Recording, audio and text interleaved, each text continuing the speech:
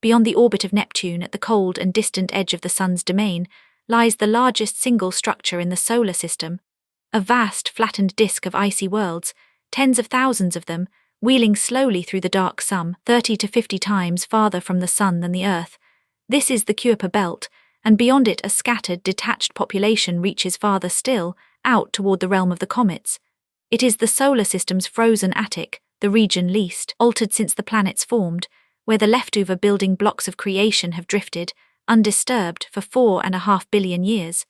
For most of the 20th century, this whole region was invisible, a theoretical inference argued over by a handful of astronomers. In the last 3 decades, it has become one of the great frontiers of exploration, the source of the short-period comets, the home of Pluto and its fellow dwarf planets, and the best-preserved record we possess of how our solar system was built.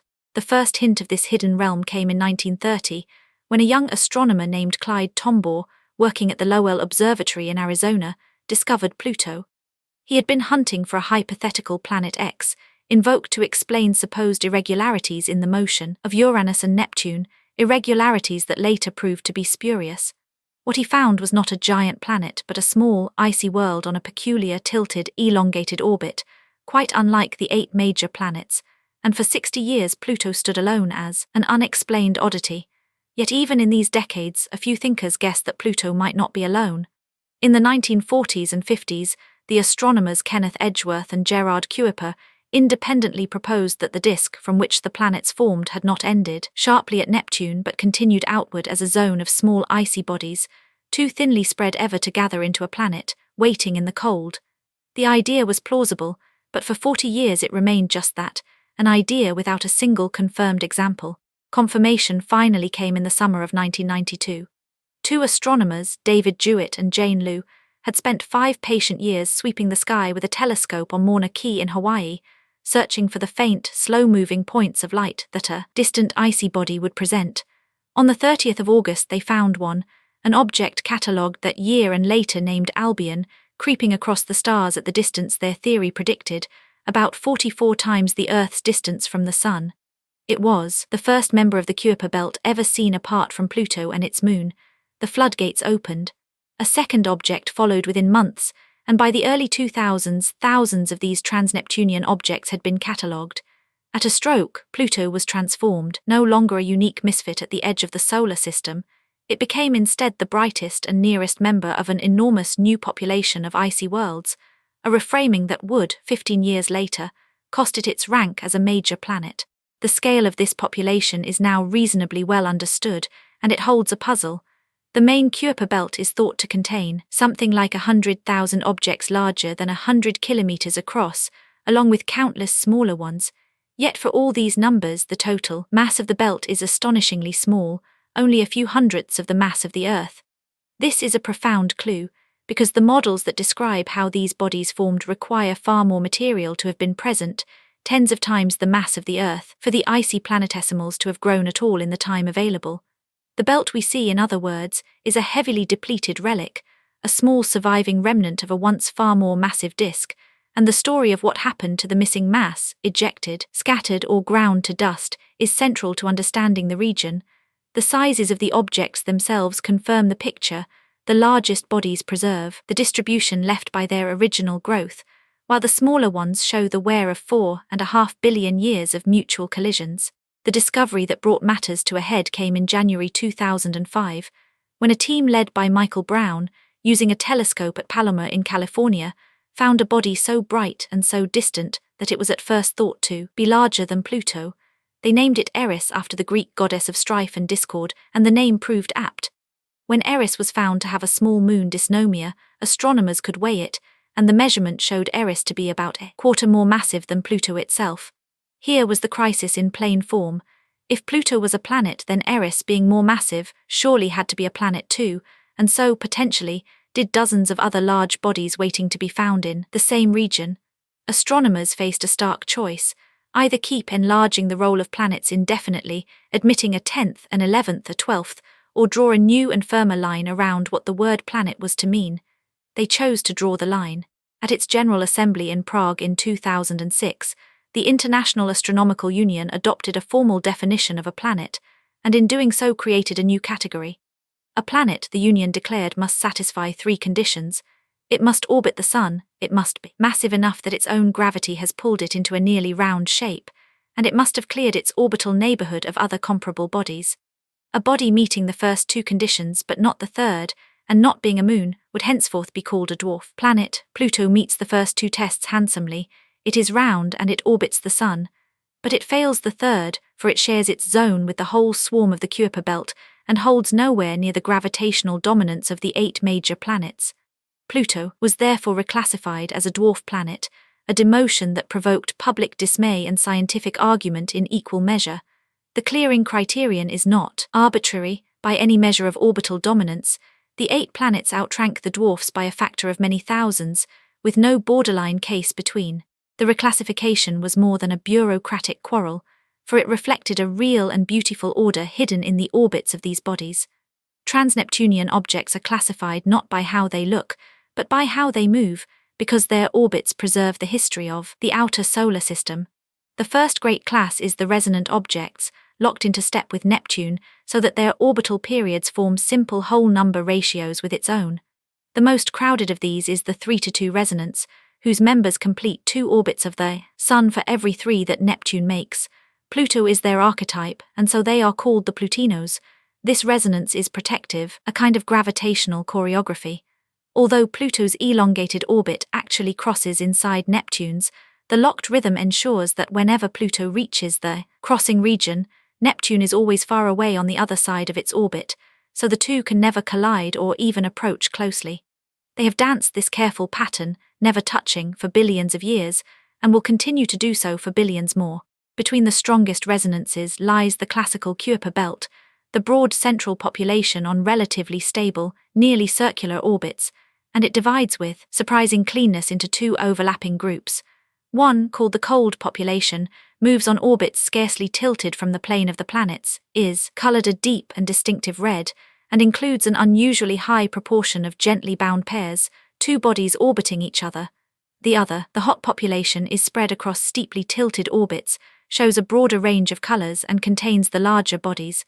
The names cold and hot refer not to temperature, but to the degree of orbital agitation, and the 2 groups appear to have quite different origins. The cold population seems to have formed essentially where we find it, and to have been left in peace ever since, which is why its members remain so orderly and so uniformly red. The hot population, by contrast, appears to have been flung outward and implanted from a region closer to the Sun during a violent episode in the outer solar system's youth, an episode written plainly in these very orbits. Farther out and wilder lie 2 more classes. The scattered disk consists of bodies on large, highly elongated orbits whose nearest approach to the Sun still brings them close enough to Neptune for the giant planet to fling them about. Their orbits are unstable over long stretches of time, and it is from this restless reservoir that the short-period comets, the Jupiter family comets described in the previous chapter, are slowly fed into the inner solar system. The detached objects are stranger still. Their nearest approach to the Sun lies so far beyond Neptune that the planet cannot reach them at all. They are gravitationally cut loose, decoupled from every known planet, and cannot have been placed on their present orbits by Neptune's pull. The iconic example is Sedna, whose closest approach to the Sun is fully 76 times the Earth's distance, deep in the frozen dark where Neptune's influence fades to nothing. How such bodies came to be lifted onto their lonely, detached orbits is one of the central unsolved puzzles of solar system science, and we will return to it. To understand how this architecture arose, astronomers rely on a quantity called the Tisserand parameter, a particular combination of an orbit's size, shape, and tilt that stays very nearly constant even when a planet's gravity scrambles the orbit's individual features. It provides a robust label for a body's dynamical family, and it is the mathematical bridge that links the scattered disk to the comets it produces. But the deeper story is one of migration. Early in the solar system's history, Neptune did not sit where it sits now. It drifted slowly outward, pushed by its interactions with the swarm of planetesimals around it. As Neptune migrated, its resonances, those zones of whole number rhythm, swept outward ahead of it through the primordial disk like a net drawn through water. Icy bodies overtaken by a sweeping resonance could be caught and carried along, and as they were carried, their orbits were stretched into ever greater elongation. This elegant mechanism, worked out by the astronomer Renu Malhotra, explains at a stroke why Pluto and the Plutinos are trapped in resonance and why their orbits are so elongated. They were captured and dragged outward as Neptune moved. The migration of Neptune is part of a grander scenario for the reshaping of the outer solar system. In the leading account, the giant planets were born in a more tightly packed arrangement and later passed through a violent dynamical instability, after which Neptune ploughed outward through the massive disk of icy planetesimals beyond it. In doing so, it accomplished several things at once. It captured a fraction of those bodies into its sweeping resonances, building the Plutinos and their kin. It scattered others onto the unstable, elongated orbits of the scattered disk. It implanted a tilted, agitated population into the classical belt from material that had formed closer in. And most dramatically, it depleted the whole region of the overwhelming majority of its mass, hurling countless icy worlds outward to the distant Oort cloud, or clean out of the solar system altogether. The dynamically cold classical belt, orderly and undisturbed, is thought to have largely escaped this violence and to preserve its original state. The Trans-Neptunian region is, in this sense, the most complete surviving fossil of how the outer solar system rearranged itself, its every orbit a line in the record. Of all these frozen worlds, one is known in extraordinary detail, and that is Pluto. It is a small body, its diameter about 2,370 kilometers, less than a fifth of the Earth's, and its interior is a mixture of roughly 2 parts rock to 1 part ice. Its gravity is so feeble that a visitor could leap 30 times as high as on Earth. Pluto's orbit is the very model of the resonant class, carrying it in a long ellipse tilted well out of the plane of the planets, from a nearest point that lies inside Neptune's orbit to a farthest point half again as distant, over a leisurely 248 years. Strangest of all is its orientation. Pluto is tipped right over onto its side, spinning almost in the plane of its orbit, so that its poles, not its equator, take turns facing the sun. This extreme tilt gives Pluto ferocious seasons, driving its frozen gases to migrate slowly across its surface over the long course of its orbit, sublimating from the summer pole and refreezing on the winter one. When the spacecraft New Horizons finally reached Pluto and mapped its surface, it revealed a world of astonishing variety and beauty that overturned every expectation of a dead, frozen ball.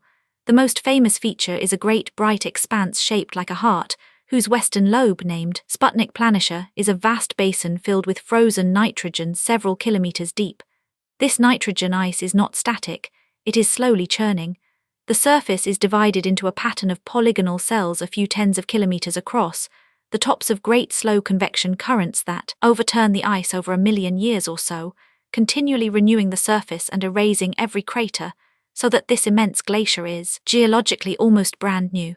Ringing the basin stand mountains of water ice rising 3 or 4 kilometers, for at Pluto's fearsome cold, around 40 degrees above absolute zero, water ice is as hard as rock and forms the planet's bedrock, while the soft nitrogen and methane ices flow around it like glaciers. Dark reddish patches nearby owe their color to complex organic molecules called tholins, drifting down from the haze above. Pluto possesses an atmosphere, thin almost beyond imagining but real, made chiefly of nitrogen with traces of methane and carbon monoxide.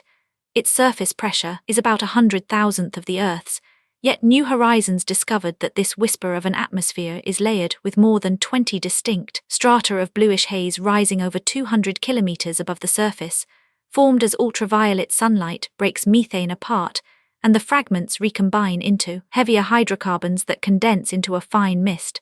These haze particles settle slowly onto the surface, and their patient accumulation is the source of Pluto's reddish deposits. Because the atmosphere is held up only by the vapor rising from the surface ices, it is exquisitely sensitive to temperature, so much so that a change of a single degree can alter its density substantially. This raises a question still unresolved. As Pluto swings away from the Sun over the coming decades toward the far, cold end of its long orbit, will its atmosphere gradually freeze out and collapse onto the ground, or will the stored warmth of Sputnik Planitia's great ice sheet sustain it for years to come? Astronomers are watching to find out. Perhaps the most surprising conclusion drawn from Pluto concerns what may lie hidden beneath its frozen shell, for there is real evidence that this tiny, distant world harbors a buried ocean of liquid water. The clue lies in the position of Sputnik Planitia, That great basin sits almost exactly on the line connecting Pluto to its large moon Charon, a placement far too neat to be chance.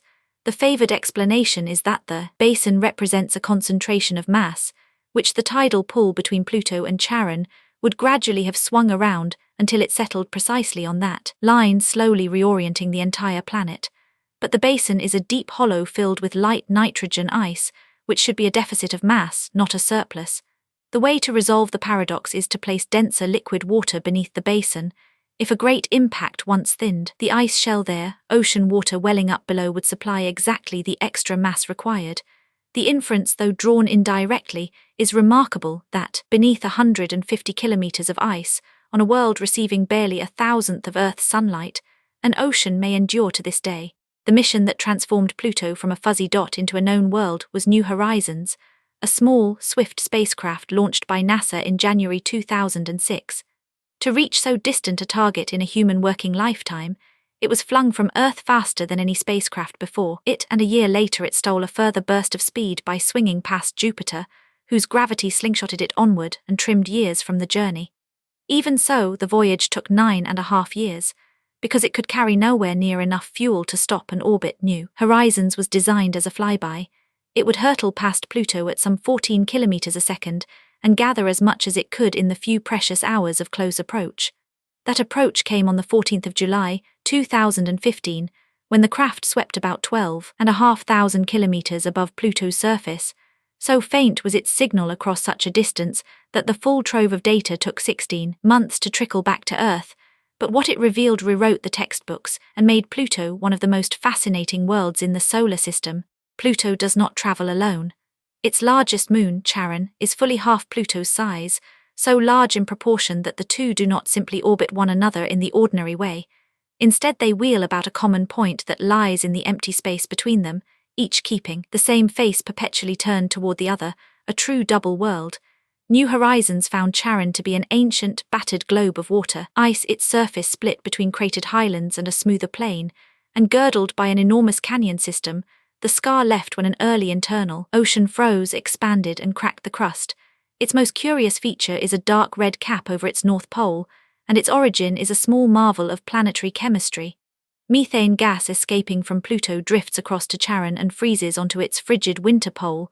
There, sunlight and radiation slowly cook the frozen methane into the same reddish tholins that stain Pluto, building up over millions of years, a rusty polar stain painted by gas stolen from its companion. It is a vivid reminder that these worlds are not isolated, but exchange material across the void. The colors of these distant worlds, ranging from neutral gray through to the most extreme reds found anywhere in the solar system, are not mere decoration. They are a chemical record of where and how each body formed. For decades, astronomers could measure only the overall tint of a Trans-Neptunian object. The breakthrough came with the James Webb Space Telescope, whose infrared vision can read the actual composition of these faint surfaces. Analyzing a large sample, astronomers found that the Trans-Neptunian objects fall into 3 distinct compositional families, distinguished by their content of water, ice, carbon dioxide, and methanol and complex organic matter, the last group being also the reddest. Most strikingly, these 3 families appear to correspond to 3 zones in the original planet-forming disk, marked out by the distances at which particular ices could survive the warmth of the young sun. The color and spectrum of a medium-sized icy world thus preserves a memory of exactly where in the infant solar system its material first came together, before the great migrations rearranged everything, a chemical fingerprint of its birthplace read across 4.5 billion years. The most pristine object yet visited lies far beyond Pluto, and New Horizons reached it too. On New Year's Day of 2019, 4 years after the Pluto encounter, the spacecraft flew past a small cold classical body, officially named Arrokoth, a word meaning sky in the Powhatan language. It is the most distant world ever explored at close range, and it proved to be a contact binary, 2 flattened, reddish lobes joined at a narrow neck, like a cosmic snowman some 36 kilometers long. Its shape tells a quiet and profound story. The 2 lobes were once separate bodies that spiraled gently together and merged at a walking pace, only a few meters per second, rather than smashing together violently. This soft union is direct physical evidence for the way planetesimals are now thought to form, not by the high-speed collision of rocks, but by the slow, local gravitational collapse of a cloud of icy pebbles. Arrokoth is, in effect, a perfectly preserved building block of the planets, a 4.5 billion-year-old fossil frozen unchanged in the deep cold of the outer belt, showing us how worlds begin. Pluto and Arrokoth are only the best studied of a diverse family. Eris, whose discovery began the whole reclassification, is more massive than Pluto and denser too, implying a rockier interior, and it circles far out in the scattered disk. Haumea is the strangest of all. It spins so fast once every 4 hours that it has been flung into the shape of a rugby ball, and it possesses 2 moons, a family of icy fragments sharing its orbit, and even a narrow ring, all the debris of some ancient colossal impact. Makemake is a bright, methane-frosted world with a small dark moon, and a growing roster of others, with names like Quaera, Gongong, Orcus and Sedna, are almost certainly round enough to count as dwarf planets in their own right. Quaera has lately delivered a genuine surprise, a ring orbiting far outside the distance where theory says ring particles ought to clump together into a moon, forcing astronomers to rethink where such rings can survive. The Trans-Neptunian region, far from being a uniform field of frozen debris, is a menagerie of individual worlds, each with its own history written in ice. At the outermost edge, the Trans-Neptunian region shades into genuine mystery. The detached objects like Sedna, whose orbits never come near any known planet, demand an explanation beyond the familiar machinery, and the boldest on offer is the hypothesis of a 9th planet. In 2016, the astronomers Konstantin Batygin and Michael Brown noticed that the handful of most distant known objects have orbits that seem curiously aligned, their long axes pointing in similar directions rather than scattered at random.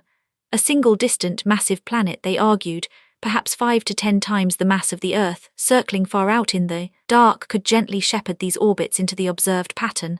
The idea is elegant and it would explain much, but it remains genuinely unproven. No such planet has been found despite determined searching, and some astronomers suspect the apparent alignment may be an illusion born of where we have happened to look. The question should soon be settled. A powerful new survey telescope is about to map the outer solar system in unprecedented depth, and within a few years it should either find the 9th planet or lay the idea to rest. Until then, the far frontier of our own solar system remains, remarkably, unmapped.